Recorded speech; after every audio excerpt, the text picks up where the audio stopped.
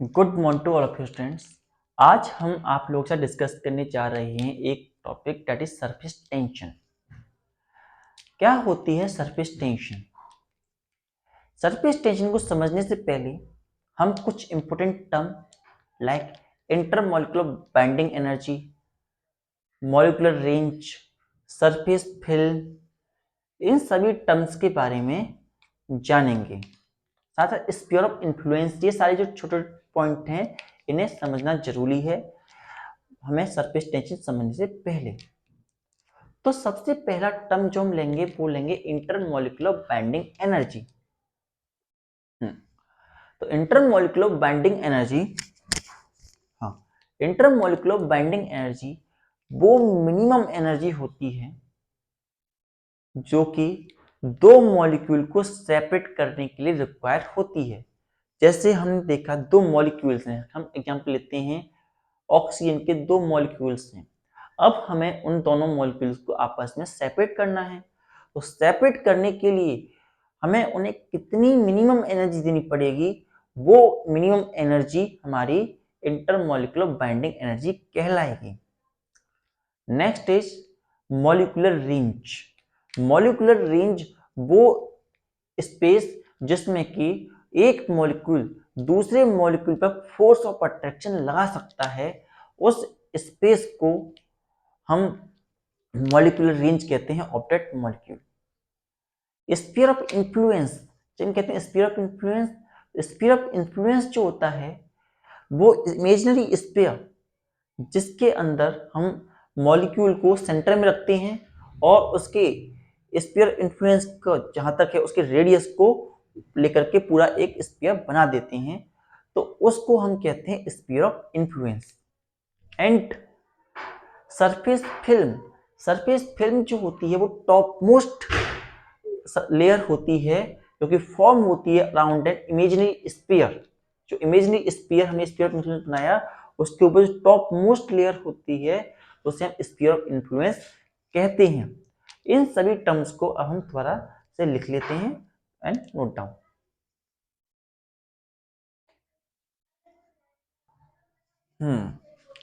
So intermolecular binding energy,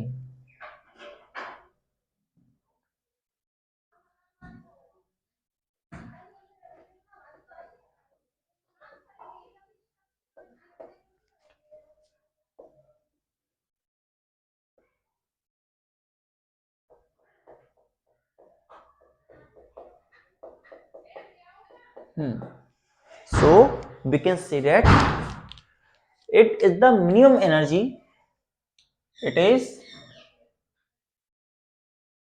the minimum energy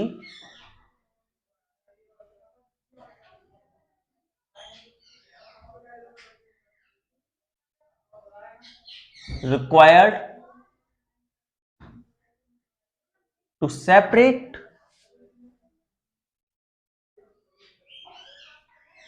two molecules from each other influence।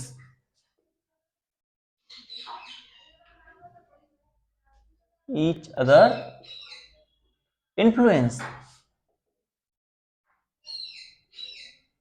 दो molecule को एक दूसरे के इन्फ्लुएंस से अलग करने के लिए वो कम से कम फोर्स जो चाहिए उस फोर्स को हम इंटर मॉलिक्यूलर बाइंडिंग एनर्जी कहते हैं। It is minimum energy required to separate two molecules from each other influence. जैसे हमारे पास दो मॉलिक्यूल्स थे, it the are the two molecules we want to have and they are under the influence of each other.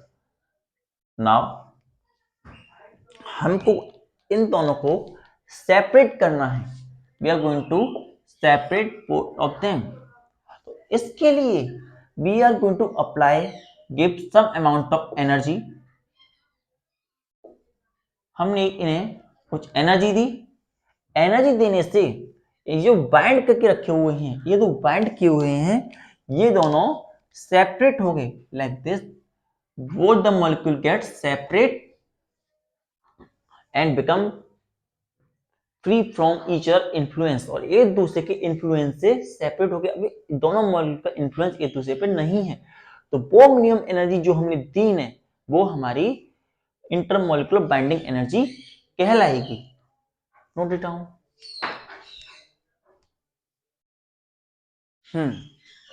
Next point is the molecular range. Molecular range.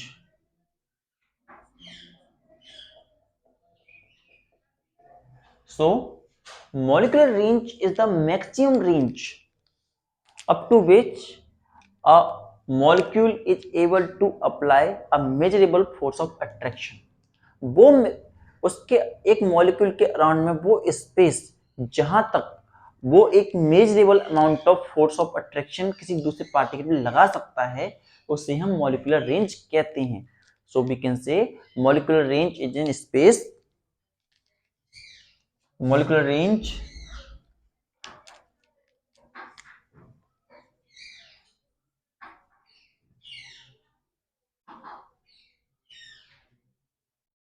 Space around a molecule in which that molecule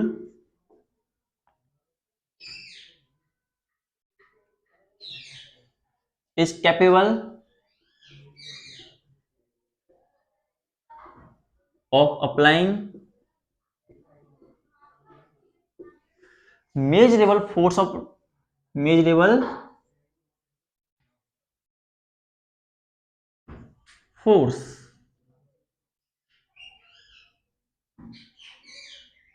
on other molecules, measurable force on other molecules.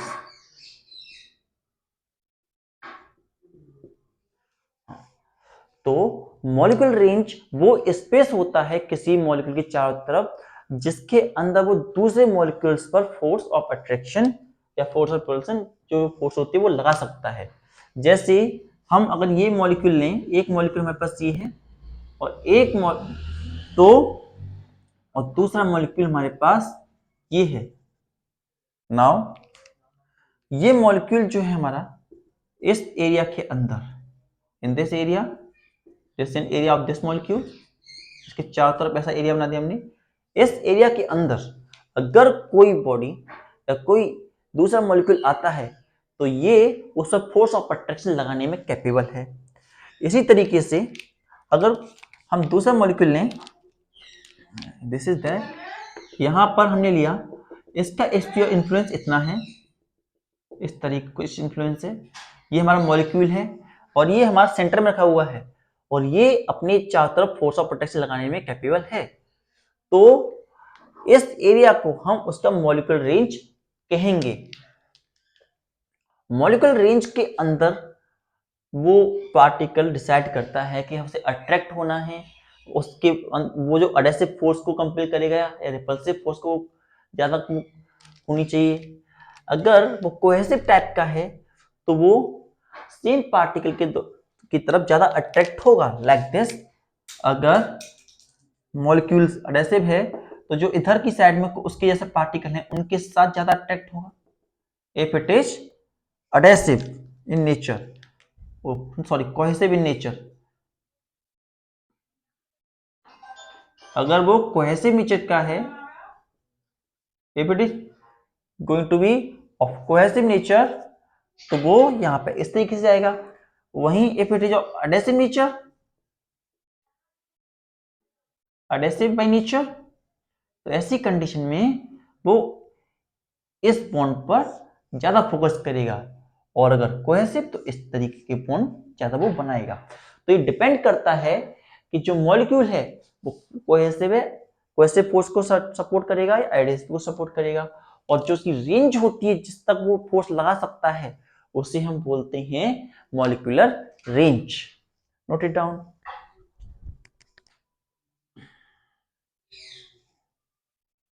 Next is sphere of influence. Sphere of influence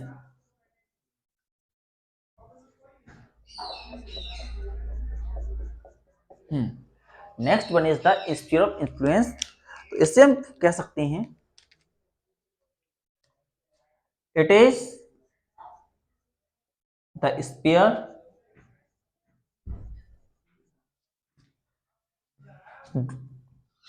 drawn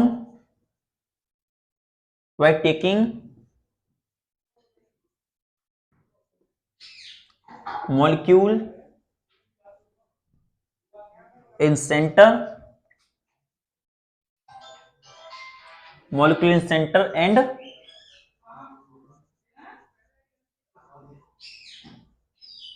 molecular range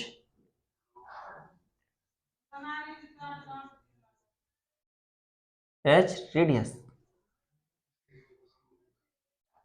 so sphere of influence जो होता है वो ऐसा sphere होता है जिसे हम बनाते हैं, जिसके अंदर हम मॉलिक्यूल को सेंटर में रखते हैं। We take molecule in centre and molecule radius, molecule range जो है उसकी हम रेडियस मान लेते हैं। कुछ इस प्रकार से कि अगर हमारे पास एक मॉलिक्यूल है, we are going to have that molecule here, ये हमारे पास एक मॉलिक्यूल है और ये इसका स्फीयर ऑफ इन्फ्लुएंस है और ये यहां से लेकर के यहां तक की हम थोड़ा सा और बनाते जाएं। यहां पर यूं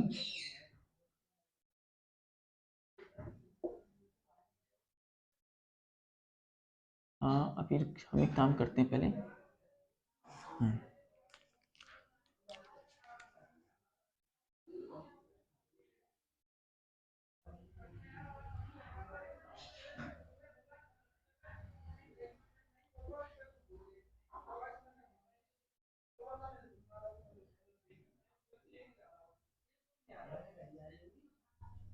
इस प्रकार से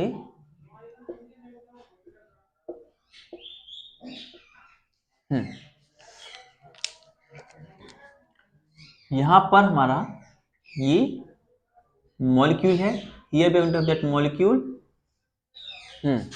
और ये मॉलिक्यूल हमारा सेंटर में है, it is in centre and the are the molecular ranges, molecular range जिसे हमने रेडियस आर के टर्म में दिखाया। तो ये हमारा स्फीयर ऑफ इन्फ्लुएंस के फॉर्म में निकल करके आता है। ये वो स्फीयर है जिसके अंदर वो फोर्स ऑफ अट्रैक्शन लगा सकता है।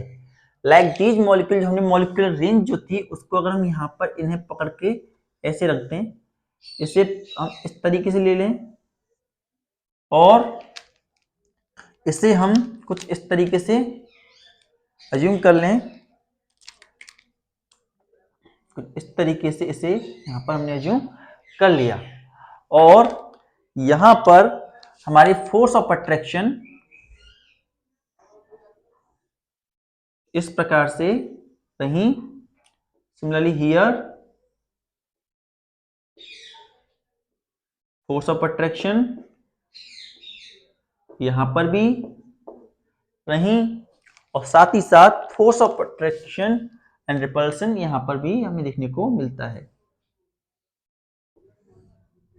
कुछ इस प्रकार से। It is a force of sphere of influence and it is a molecular range and it is a force of attraction in between them. ये फोर्स ऑफ अट्रैक्शन है इन मॉलिक्यूल्स के बीच में। Note it down. एक बात और, जैसे कि अगर हमारे पास ये मॉलिक्यूल्स होते हैं, अगर हम इन्हें कहें तो इनके अंदर फोर्स ऑफ अट्रैक्शन होती है जो कि इन्हें सरफेस के पॉइंट की रखती है और इसके ऊपर एक मेमोरी बन जाती है इस प्रकार से, और इस मेमोरी को हम कहते हैं surface film. That's top most layer जो कि फॉर्म रेड कलर में देख पा रहे हैं, it is going to be the surface film. So अब हम इसे लिख लेते हैं noted. So we have surface film.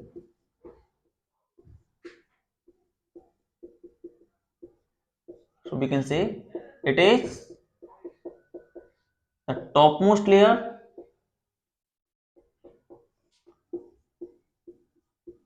ये topmost layer होती है which has thickness equals to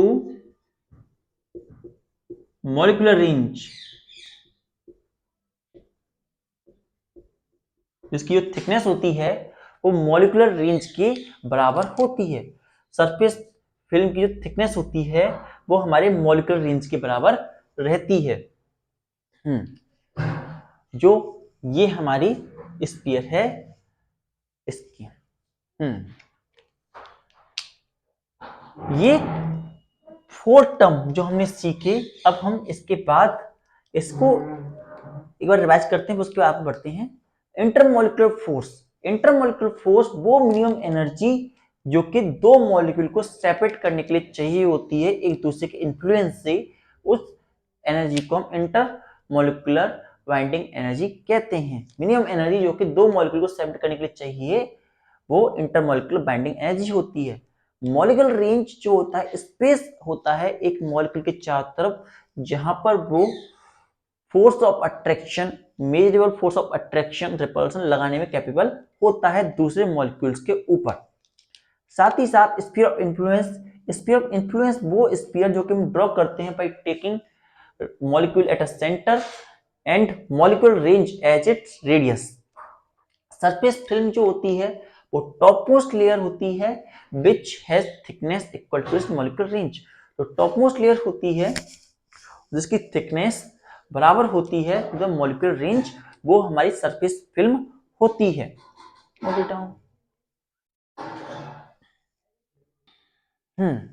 अब सपोज कीजिए जो ये हमारा मॉलिक्यूल है, इसी मॉलिक्यूल को हम लेते हैं, हमने इसे एक कंटेनर में पुट कर दिया। कुछ इस तरीके का कंटेनर है, हम इस कंटेनर को लेंगे, इस तरीके से हमने कंटेनर में से पुट कर दिया है।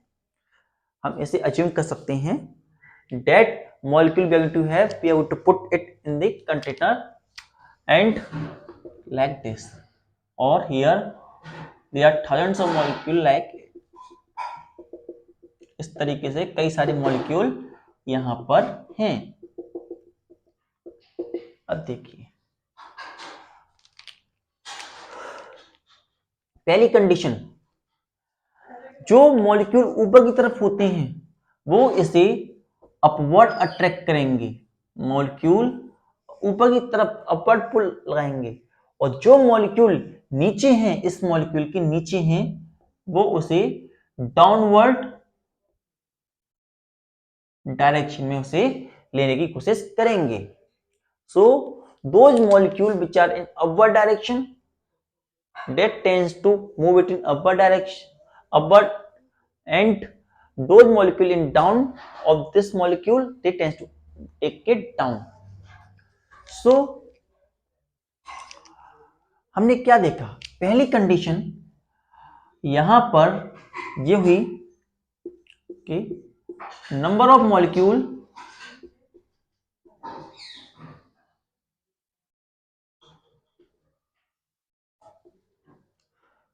in a number of molecule at bottom are equals to number of molecule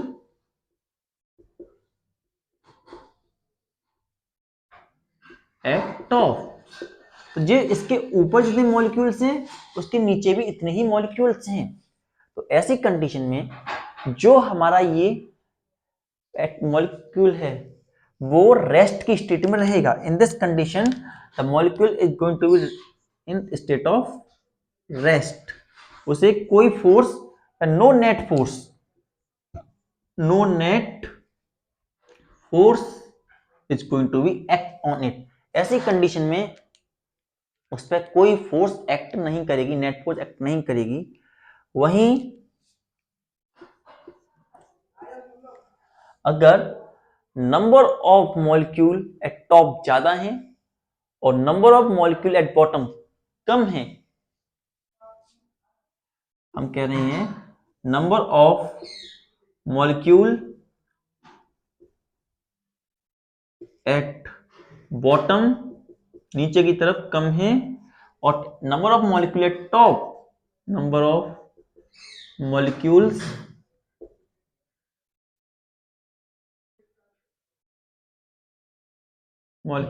eight top ज्यादा है।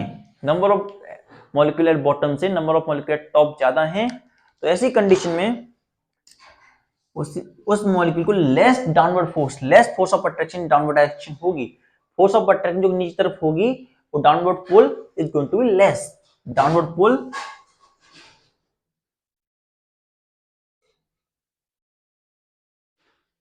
ऑन द मॉलिक्यूल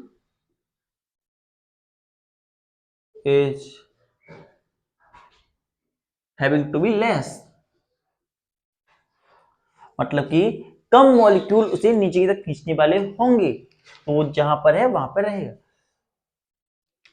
थर्ड,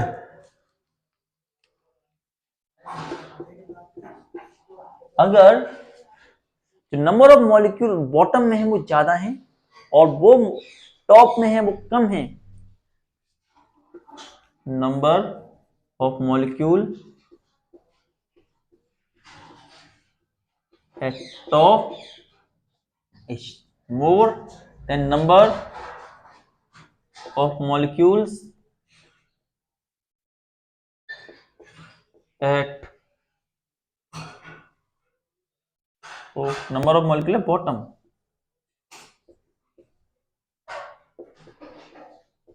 तो ऐसी कंडीशन में जब नीचे मॉलिक्यूल ज्यादा है और ये मॉलिक्यूल ऊपर है, तो ऐसी कंडीशन में जो फोर्स ऑफ अट्रैक्शन है वो इस मॉलिक्यूल को नीचे की तरफ अट्रैक्ट करने की कोशिश करेगी।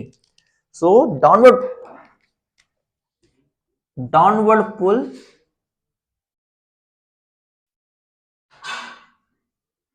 Tends to take molecule down.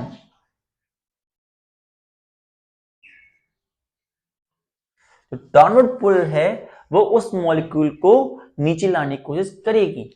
तो इस बात को देख करके हम कह सकते हैं जो मॉलिक्यूल सरफेस पे होते हैं उनके पास कुछ एक्स्ट्रा एनर्जी होती है, क्योंकि वो एक डाउनवर्ड पुल से भी फाइट कर रहे होते हैं और किसी मॉलिक्यूल को सरफेस से डाउन से अप ले जाने के लिए हमें कुछ उन्हें एनर्जी, पोटेंशियल एनर्जी देनी पड़ती है।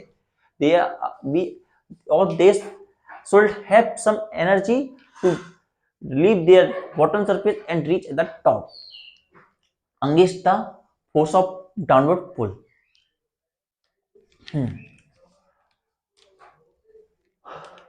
तो इस तरीके से हमारे ये मॉलिक्यूल जो होते हैं ट्रेवल करते हैं। नाउ इन सब बात में समझने के बाद अब हम समझेंगे सरफेस टेंशन के बारे में।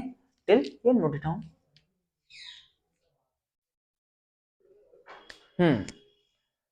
तो अब हमारा टॉपिक है surface tension. Surface tension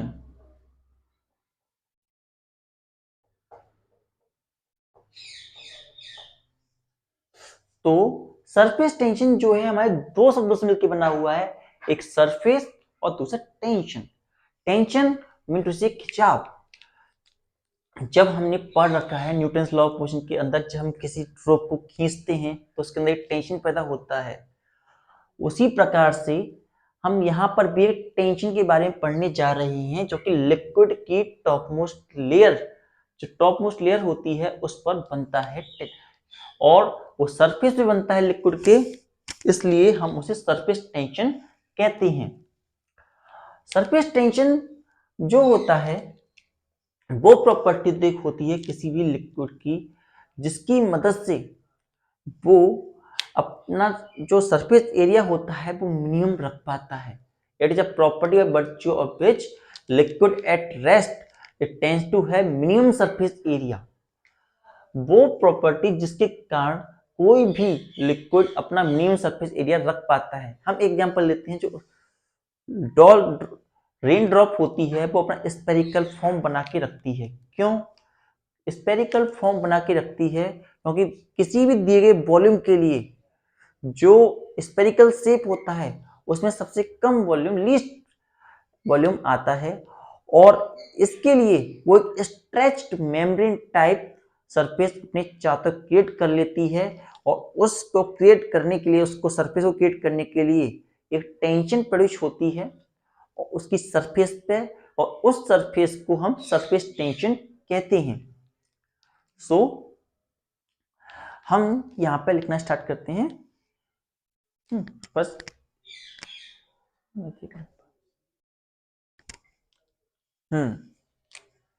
so we can write it as surface tension.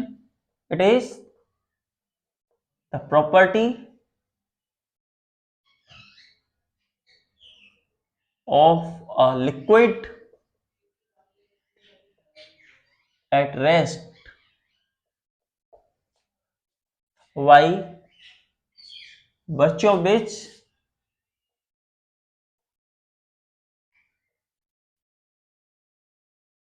it tends to have minimum surface area. It tends to have minimum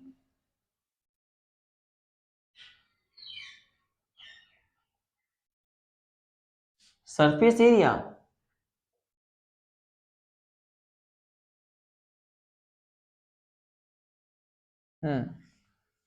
And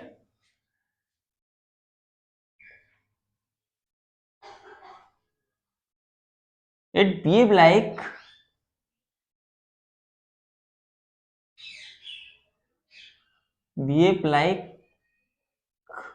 a stretched membrane.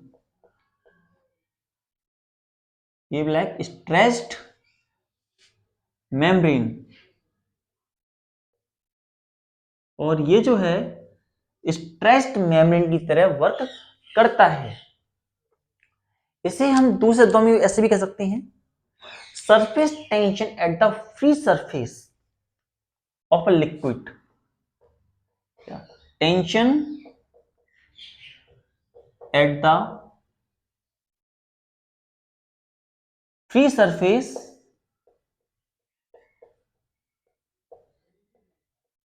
of liquid at rest।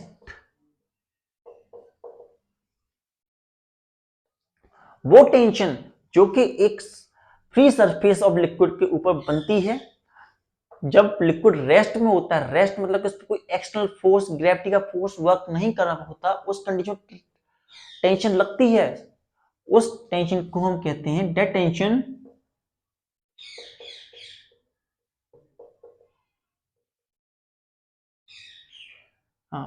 Dead tension is called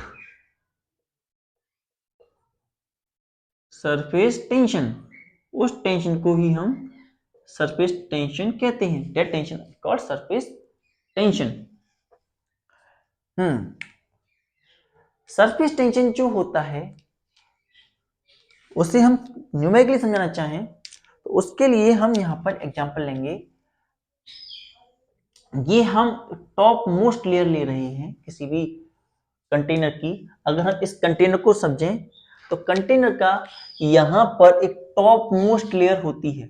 there is an top most layer, और यहां पर top most layer को अगर हम, ये हमारा spherical होता तो हमारी टॉप मोस्ट लेयर कुछ इस तरीके से हमें देखने को मिलती।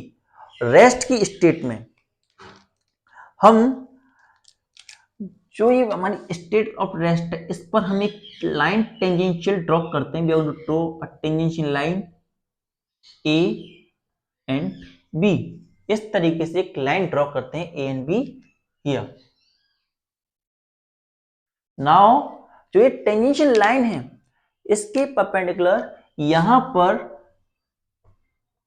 फोर्स ऑफ अट्रैक्शन एक्सपीरियंस करने को आता है। There is an force of attraction going to be occur there. इस तरीके से जब हम किसी लाइन को ड्रॉ करते हैं टेंजेंशियल फोर्स हमें एक्सपीरियंस करने को मिलता है for a giving length L and it is force.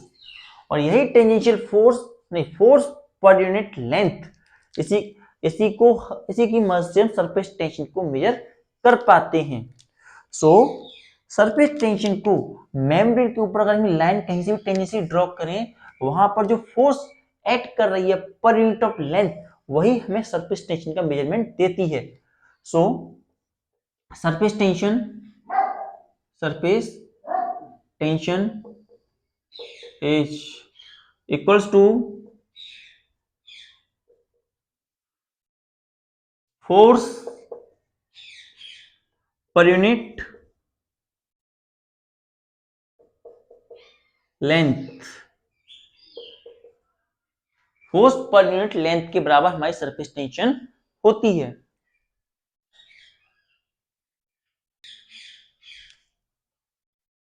हमने ये जो लेंथ ली है, हमने ये टेंजेंशियली ड्रॉ की है, टेंजेंशियली ड्रॉ एनीवेयर। सो हम इसमें एक बात ऐड कर सकते हैं, surface tension is equals to force per length drawn tangentially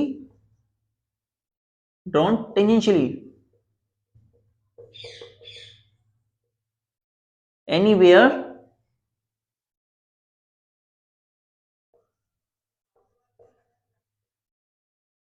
on the surface of liquid.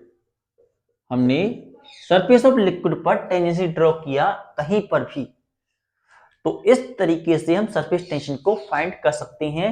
हम इसे डिनोट करेंगे, it is denoted by S, इसे हम डिनोट करेंगे with S, it is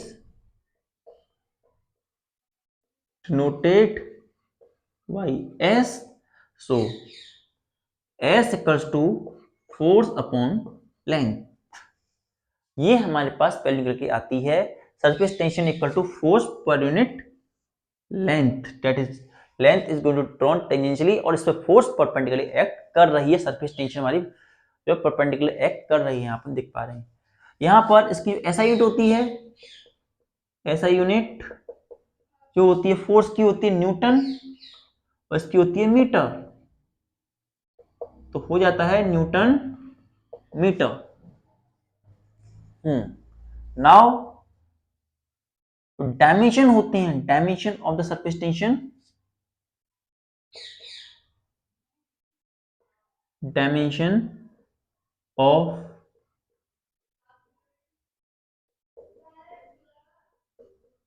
surface tension. Surface tension के डायमेंशन हमारे पास क्या क्या निकल के आते हैं? तो वी हैव डायमेंशन, फोर्स का डायमेंशन हमारे पास होता है M L T minus two, length के डायमेंशन होते हैं एल, तो हमारे पास यहां बन गया M L one minus one T minus two, और यहाँ जीरो हो गया, यहाँ M L zero T minus to. तो ये हमारे पास सरफेस टेंशन की डायमेंशन क्लियर के आते हैं। It is note it down.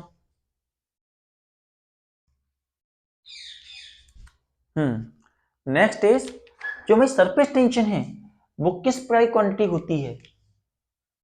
तो सरफेस टेंशन जो होती है, इसका आंसर है surface tension is going to scalar quantity, because it do not have any specific direction for any given liquid.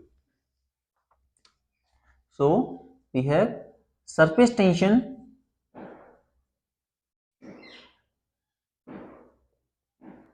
is a scalar quantity, scalar quantity।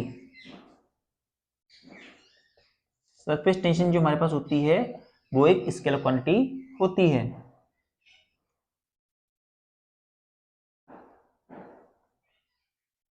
Because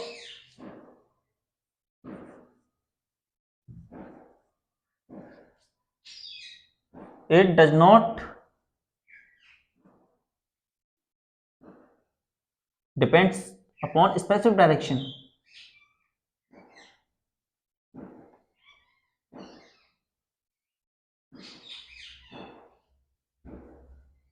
upon specific direction.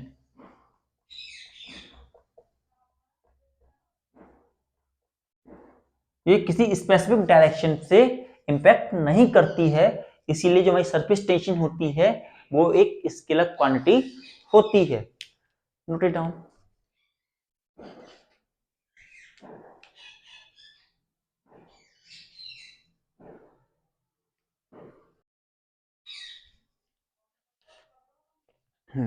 तो let us revise what we are going to be understand today.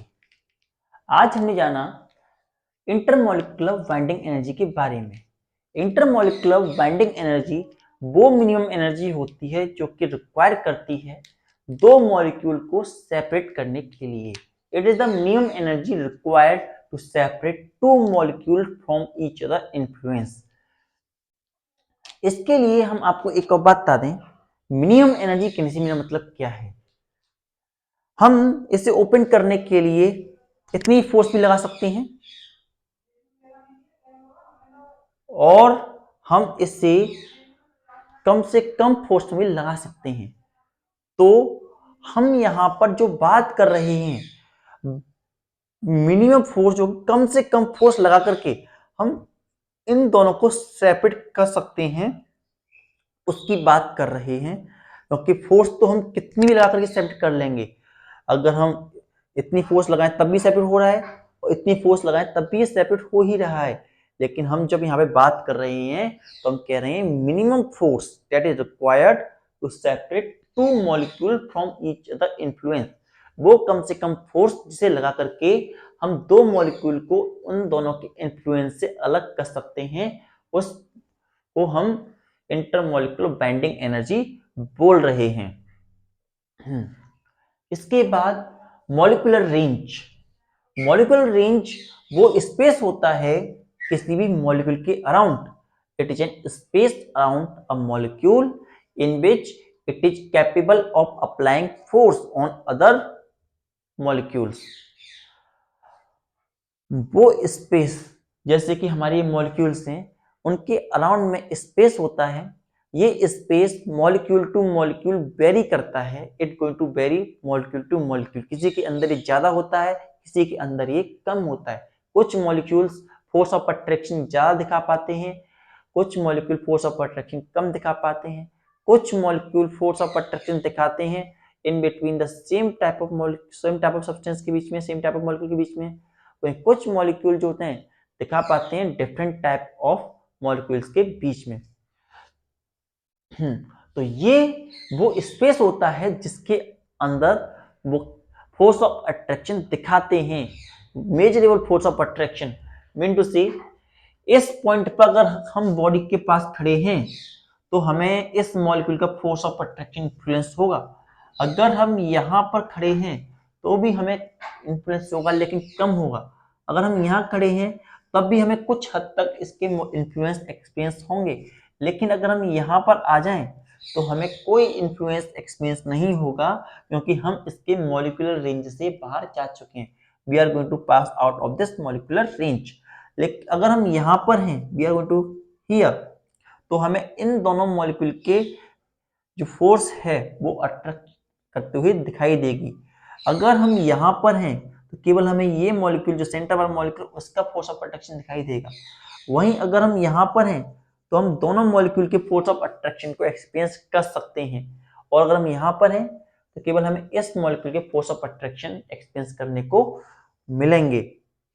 तो इस तरीके से हम force of attraction देखते हैं। वो molecule range के अंदर ही एक मॉलिक्यूल लगा सकता है। जैसे कि अगर एक टीचर क्लास में पढ़ा रहा है तो उसका इन्फ्लुएंस केवल और केवल एक क्लास के अंदर ही होगा। अगर कोई बच्चा क्लास के बाहर है तो वो उसकी बातों को सुन नहीं पाएगा। Next is sphere of influence. Sphere of influence जो होता है वो स्फीयर जो कि हम बनाते हैं उसकी मॉलिक्यूलर रेंज को देखते हुए। जैसे कि हमने मॉलिक्यूल को उसके सेंटर में रख दिया और सेंटर में रख करके वो मैक्सिमम फोर्स ऑफ अट्रैक्शन कहां तक लगा पा रहा है उसे लेकर के, जैसे हमने यहाँ पे देखा मैक्सिमम फोर्स कहां तक लगा पा रहा है उसको हमने बनाया एक स्फीयर के फॉर्म में। क्योंकि जो स्फीयर होता है फॉर अ गिवन वॉल्यूम उसमें लीस्ट एनर्जी स्पेरिकल शेप की ही होती है, इसलिए हमने उसका स्पेरिकल शेप यहाँ पे ड्रॉ कर दिया और स्पेरिकल शेप ड्रॉ करके हमने उसका एरिया पता कर लिया कि इतने एरिया में वो फोर्स ऑफ अट्रैक्शन लगाने में कैपेबल है और उसके साथ हमने ये वैल्यू फाइंड आउट कर ली। तो स्फीयर ऑफ इन्फ्लुएंस वो स्फीयर होता है जो कि हम ड्रॉ करते हैं by taking molecule at a centre and molecular range as a radius.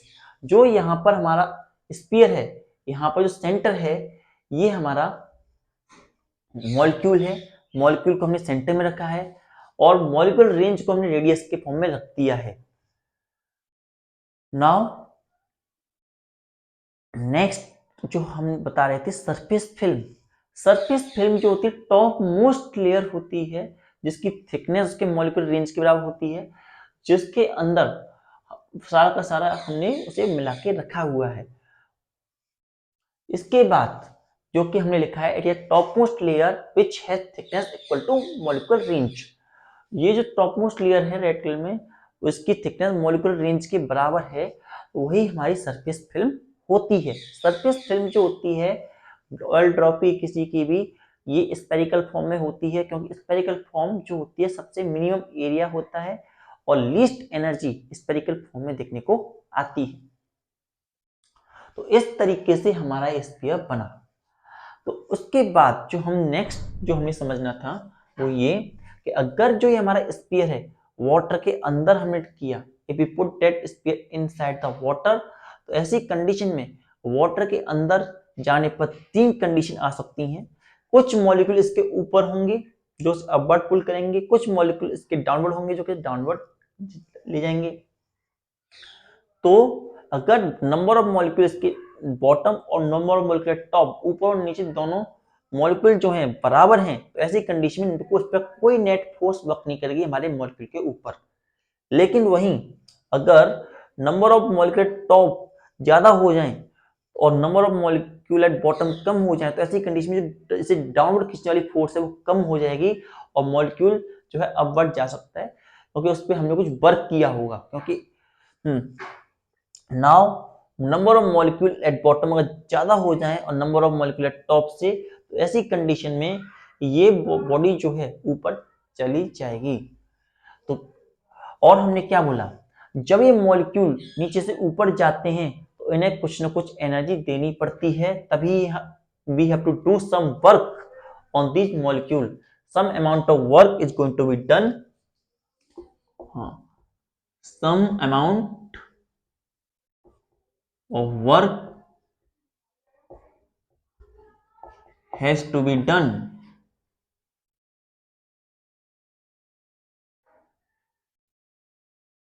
in taking molecule from bottom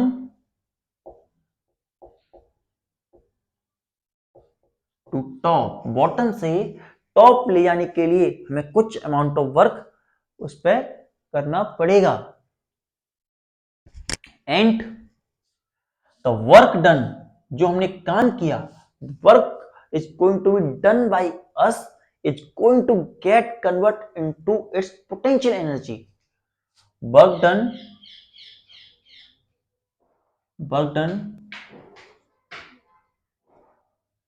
in taking that molecule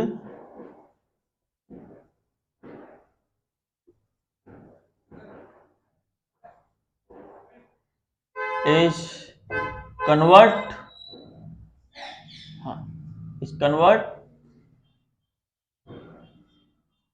into its potential energy। जो हमने वर्क किया वो उसकी पोटेंशियल एनर्जी में कन्वर्ट हो जाता है। Work that is going to be done by us is going to get convert into potential energy and it reach on the surface। तो जब कोई मॉलिक्यूल हमने देखे हैं, जब हम पानी को गर्म करते हैं तो ज्यादातर मॉलिक्यूल ऊपर आते हैं और बबल्स की तरफ फॉर्म होते हैं और ऊपर पहुंचने लगते हैं। क्यों? क्योंकि हमने उन्हें एनर्जी दी और एनर्जी लेने की वजह से उनके अंदर पोटेंशियल एनर्जी आई। पोटेंशियल एनर्जी आने के लिए टॉप पे पहुंच जाते हैं जो सरफेस पे मॉलिक्यूल थे। इस तरीके से हमारे पास जितने मॉलिक्यूल होते हैं सरफेस पर, इस बात को देखते हुए हम कह सकते हैं जितने मॉलिक्यूल होते हैं सरफेस पर उनके पास कुछ एनर्जी होती है। There must be some amount of energy on the molecule that are going to present at the top. जो मॉलिक्यूल टॉप पे प्रेजेंट है उनके पास कुछ ना कुछ एनर्जी प्रेजेंट रहती है। एंड वो एनर्जी अगर रेस्ट की बात करें तो हमारे जितने भी सब्सटेंस होते हैं वो मिनिमम एनर्जी में रहना चाहते हैं। तो मिनिमम एनर्जी कंडीशन में वो एक स्ट्रेच्ड मेम्ब्रेन बनाते हैं। They are going to form an stretched membrane, और स्ट्रेच्ड मेम्ब्रेन बनाते हुए जितनी एनर्जी वाले मॉलिक्यूल होती हैं वो एनर्जी एवापोरेट हो जाते हैं, तो उस लेवल सेम हो जाता है। तो रेस्ट की कंडीशन में सारे मॉलिक्यूल टॉप पे जो होते हैं उनके पास दो तरीके की फोर्स लग रही होती है। एक तो एयर एंड वो खुद वाटर है अगर हम वाटर लेने से, और दूसरा वाटर एंड वाटर। तो टॉप पे रहने वाले मॉलिक्यूल के लिए एक कंडीशन है तो एयर और वाटर को ले ले, या फिर वाटर एंड वाटर को लेकर के बना रहे।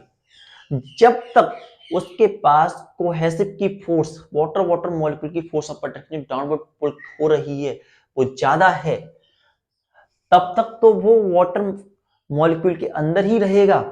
लेकिन जैसे ही फोर्स एयर और वाटर की जो एडहेसिव फोर्स है वो बढ़ गई, और एडहेसिव फोर्स बढ़ने से वो मॉलिक्यूल, वाटर का मॉलिक्यूल जब वेपर फॉर्म में कन्वर्ट हो जाएगा और एयर के साथ उड़ जाएगा। और वो कहां से मिला?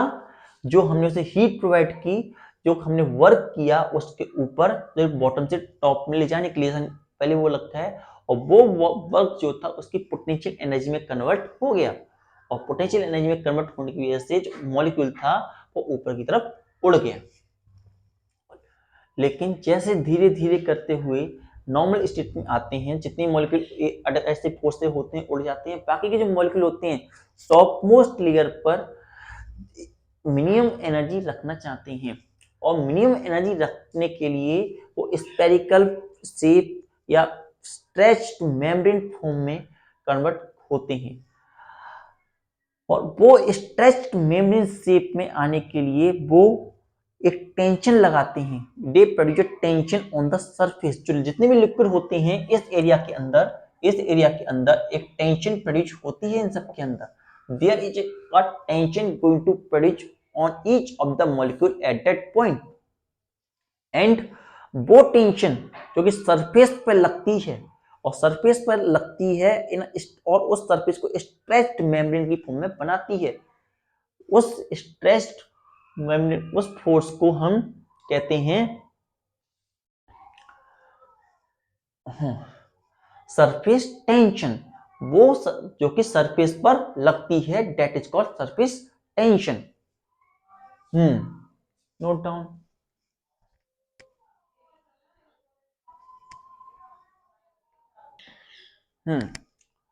तो अब हमारा टॉपिक था सरफेस टेंशन।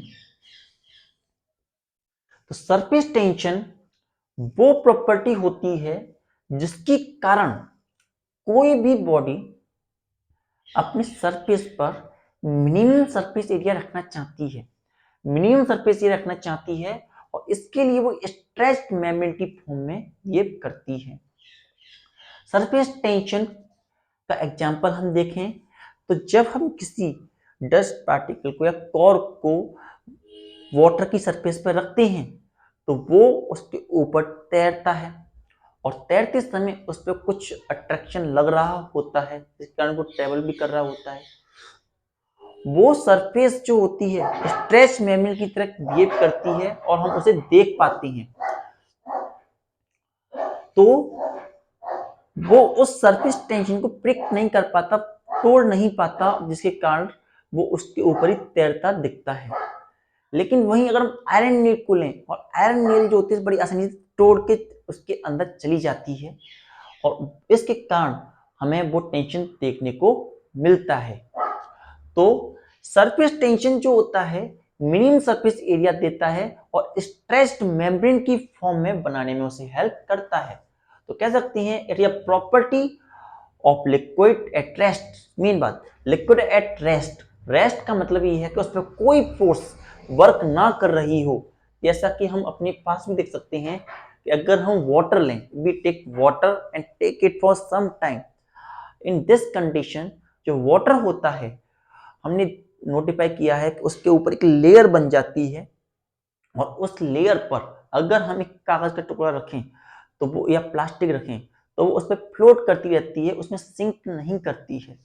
तो वो क्यों? क्योंकि उस लिक्विड पे ग्लास जो है उस पर सरफेस टेंशन है, और सरफेस टेंशन ने कम से कम एरिया रखा है और वो स्ट्रेस मेम्ब्रेन की तरह वर्क कर रहा है, जिसे हमारी प्लास्टिक की पॉलिथीन ब्रेक नहीं कर पा रही है। सो हम कह सकते हैं it is the property of liquid at rest by virtue of which it tends to a minimum surface area, minimum surface area रखना चाहता है और behave like a stretched membrane. साथ ही साथ इसे हम ऐसे भी कह सकते हैं tension is an free surface at a liquid at rest. Surface tension जो टेंशन होती है, surface at a free surface of liquid at rest, surface tension को हम कह सकते हैं tension at the free surface of liquid. Tension at the, जो हमारे सरफेस की फ्री लिक्विड है उसके ऊपर जो टेंशन लग रहा है उसी टेंशन को हम सरफेस टेंशन कहते हैं। Tension at the free surface of liquid at rest, जब लिक्विड रेस्ट में होता है तो जो उसकी सरफेस पर टेंशन लगता है वही सरफेस टेंशन है। सरफेस टेंशन जो होता है इक्वल होता है force per unit area. Surface tension जो होता है हमारा फोर्स पर यूनिट एरिया के बराबर होता है। जैसे कि अगर हम किसी ग्लास का या इस कंटेनर का ऊपर का सरफेस लें और एक टेंजेंशियल लाइन ड्रॉ करें एट एनी वेयर, तो हम यहाँ पर एक नोटिफाई करेंगे कि यहाँ पर उसे एक फोर्स एक्सपीरियंस करने को मिले, टेंजेंशियल लाइन पर परपेंडिकुलर फोर्स एक्सपीरियंस करने को मिल रही है। तो वो लेंथ पर यूनिट लेंथ पर कितना उसे फोर्स एक्सपीरियंस करने को मिल रहा है उसे हम सरफेस टेंशन कहेंगे। तो surface tension is equal to force per unit length drawn tangentially anywhere on the surface of liquid. हमने एक लाइन सरफेस पर टेंजेंशियल लाइन ड्रॉ की और सरफेस पर टेंजेंशियल लाइन ड्रॉ करके किसी भी पॉइंट से उसे मेजर किया, उस पर मेजर किया तो और फोर्स पर लेंथ जो निकला उसे ही हम सरफेस टेंशन कहते हैं। सरफेस टेंशन को हम एस से नोट करते हैं। Surface tension is going to be denoted by S, और एस जो होता है फोर्स पर यूनिट एरिया होता है। S is going to be the force per unit area, and ऐसा यूनिट जो होती है न्यूटन मीटर होती है और न्यूटन पर मीटर होती है। डायमेंशन जो होते हैं हमारे एम एल माइनस 2 के बराबर होते हैं, और सरफेस टेंशन जो होती है वो एक स्केल क्वांटिटी है जो कि किसी स्पेसिफिक डायरेक्शन से इफेक्ट नहीं होती है। तो ये सारी बातें आज हमने जानी surface tension, intermolecular binding energy, इन सब के बारे में। Note it down.